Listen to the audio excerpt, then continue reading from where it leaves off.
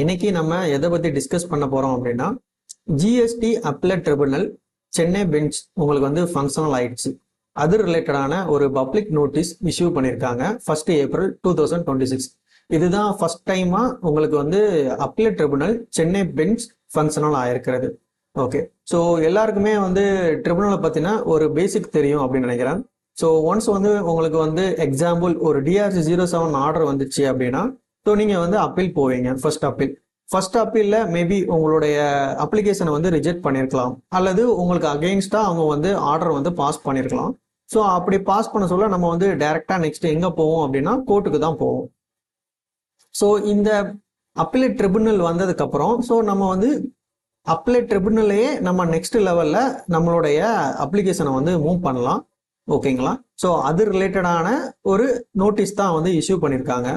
So இப்போ வரைக்கும் temporary address வந்து GST appellate tribunal Chennai bench எங்கே வந்து உங்களுக்கு ஃபங்க்ஷனல் ஆயிருக்கு அப்படின்னா ராஜாஜி சாலையில் தான் வந்து ஃபங்க்ஷனல் ஆயிருக்கு. ஸோ அண்ட் ஆல்சோ டீட்டெயிலாக அவங்க வந்து அட்ரஸும் மென்ஷன் பண்ணியிருக்காங்க அந்த பப்ளிக் நோட்டீஸில்.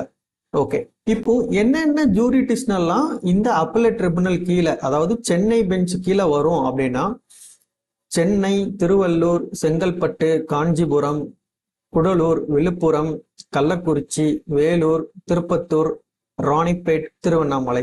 ஸோ இது எல்லாமே பார்த்தீங்கன்னா உங்களுக்கு இந்த பெஞ்சுக்கு கீழே வரும். அண்ட் ஆல்சோ செக்ஷன் 109 சப்செக்ஷன் 5 வந்து நீங்கள் ரெஃபர் பண்ணோம்.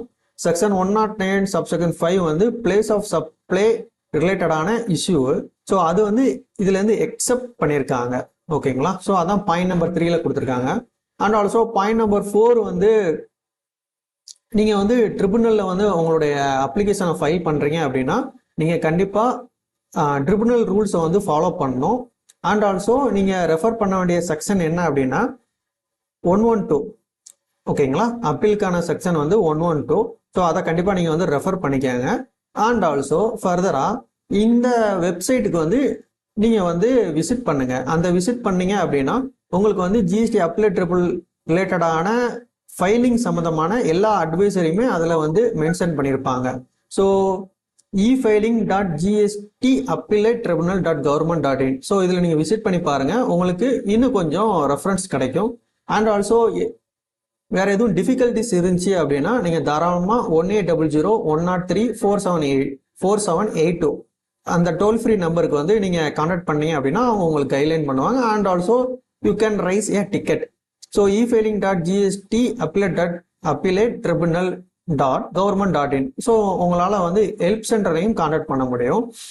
ஸோ ஃபர்தராக பார்த்தீங்க அப்படின்னா நீங்கள் வந்து ஜிஎஸ்டி அப்பீலேட் ட்ரிபுனல் சம்மந்தமாக நீங்கள் ரெஃபர் பண்ண வேண்டிய செக்ஷன் 112.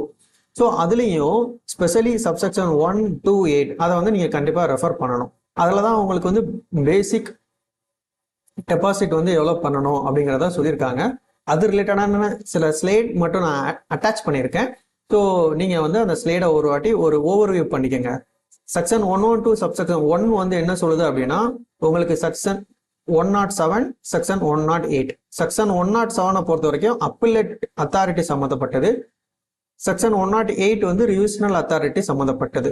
உங்களுக்கு ஏதாவது வந்து ஒரு ஆர்டர் வந்து இஷ்யூ பண்ணிட்டாங்க அப்பீலேட் அத்தாரிட்டி அப்படின்னா ஸோ நீங்கள் வந்து அப்பீல் போகணும் அப்படின்னா உங்களால் தாராளமாக ட்ரிபுனலை வந்து ஒரு அப்ளிகேஷன் ஃபைல் பண்ண முடியும். செக்ஷன் 112 சப்செக்ஷன் 2 என்ன சொல்லுது அப்படின்னா உங்களுடைய ஆர்டர் 50,000க்கு மேலே இருக்கக்கூடாது. 15,000க்கு கீழே இருக்கக்கூடாது. 15,000க்கு மேலே இருந்தால் தான் அவங்க உங்களுடைய அப்ளிகேஷனை அக்செப்ட் பண்ணிப்பாங்க. ஓகேங்களா? ஸோ 15,000 கீழேனா அவங்க ஸ்மால் அமௌண்ட்டாக கன்சிடர் பண்ணுறாங்க. அண்ட் ஆல்சோ செக்ஷன் 112 சப்செக்ஷன் 8 என்ன சொல்லுது அப்படின்னா மேண்டேட்டரி ப்ரீ டெபாசிட். ஸோ நீங்கள் வந்து கண்டிப்பாக வந்து 20% வந்து டிஸ்பியூட் டேக்ஸில் பே பண்ணணும். டிஸ்பியூட் டேக்ஸில் தான் பே பண்ணணும் 20%. பெனால்ட்டி மட்டும் இருந்துச்சு அப்படின்னா அங்கே உங்களுக்கு வந்து 10% வந்து பே பண்ணணும். மேக்ஸிமம் நீங்கள் 20 crore வரைக்கும் பே பண்ணலாம். ஸோ ஆல்ரெடி உங்களுக்கு சொன்ன மாதிரி தான் who can appeal.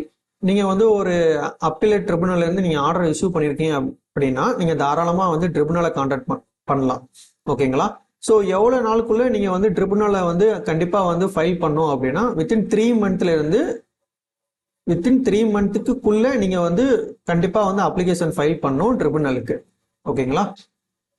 So first admit tax section 112 subsection 8 clause A என்ன சொல்லுது அப்படின்னா உங்களுக்கு வந்து அட்மிட் டேக்ஸ், அதாவது உங்களுக்கு இன்னும் கொஞ்சம் கிளியரா எக்ஸ்பிளைன் பண்ணேன்.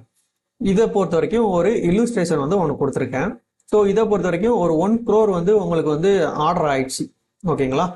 அதில் நீங்கள் வந்து அட்மிட் பண்ணது எவ்வளோன்னா 10 lakh. அட்மிட் மீன்ஸ் நீங்கள் வந்து இது கரெக்டு தான், இந்த 1 crore 10 lakhங்கிறது வந்து கரெக்டு தான், கரெக்டாக தான் ஆர்டர் போட்டிருக்காங்க அப்படின்னா அதுதான் அட்மிட்டட் டேக்ஸ்.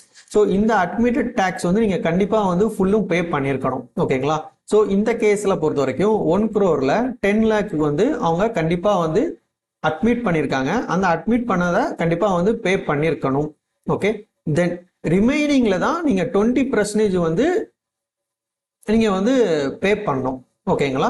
ஸோ ரிமைனிங் 20%னா என்ன அப்படின்னா, ஸோ ரிமைனிங் 19 lakhs வந்து டிஸ்பியூட்டில் இருக்கு, ஓகேங்களா? அந்த டிஸ்பியூட்டில் 10% வந்து ஆல்ரெடி அவங்க வந்து எங்கே பே பண்ணியிருப்பாங்க அப்படின்னா அப்பீலேட் அத்தாரிட்டி, அதாவது ஃபர்ஸ்ட் அப்பீலில் பே பண்ணியிருப்பாங்க. செக்ஷன் 107 சப்செக்ஷன் 6 படி அவங்க ஆல்ரெடி 9 lakh வந்து 10% பே பண்ணியிருப்பாங்க. இப்போ அவங்க ட்ரிபுனல் போகிறதுனால 20% வந்து கண்டிப்பாக வந்து பே பண்ணணும். ஸோ அந்த 20% வந்து எதை பேஸ் பண்ணி பே பண்ணணும் அப்படின்னா 19 lakhs மேலே கால்குலேட் பண்ணி தான் பே பண்ணணும். அது செக்ஷன் 112 சப்செக்ஷன் 8ல் சொல்லியிருப்பாங்க, ஓகேங்களா? ஸோ சிம்பிளாக சொல்லணும் அப்படின்னா நீங்கள் அட்மிட் டேக்ஸ் வந்து கண்டிப்பாக பே பண்ணியிருக்கணும். அட்மிட் டேக்ஸ்ல இருந்து வரக்கூடிய பேலன்ஸ் அமௌண்ட்டுக்கு நீங்கள் 10% வந்து கண்டிப்பாக வந்து எங்க அப்பீலில் வந்து பே பண்ணியிருப்பீங்க. ஸோ ட்ரிபுனல் போறீங்க அப்படின்னா 20% வந்து நீங்கள் பே பண்ணணும். டோட்டலாக 30% வந்து நீங்கள் பே பண்ணியிருக்கணும். எதில் அப்படின்னா டிஸ்பியூட் டேக்ஸில், ஓகேங்களா?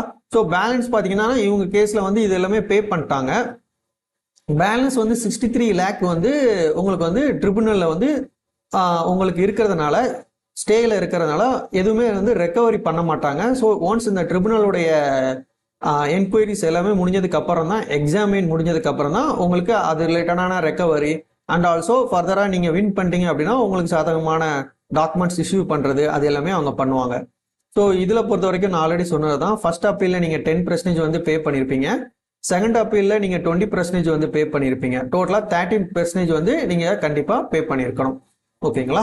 ஸோ தேங்க்யூ ஃபார் வாட்சிங் மை வீடியோ. இது வந்து ஒரு பேசிக்காக ட்ரிபுனலில் வந்து என்னென்ன பெர்சன்டேஜில் வந்து நீங்கள் வந்து போகலாம், ட்ரிபுனல் போகலாம், எவ்வளோ அமௌண்ட்டுக்கு மேலே இருந்தால் ட்ரிபுனலில் வந்து அசெப்ட் பண்ணுவாங்க அப்படிங்கிறத தான் நம்ம வந்து பார்த்தோம்.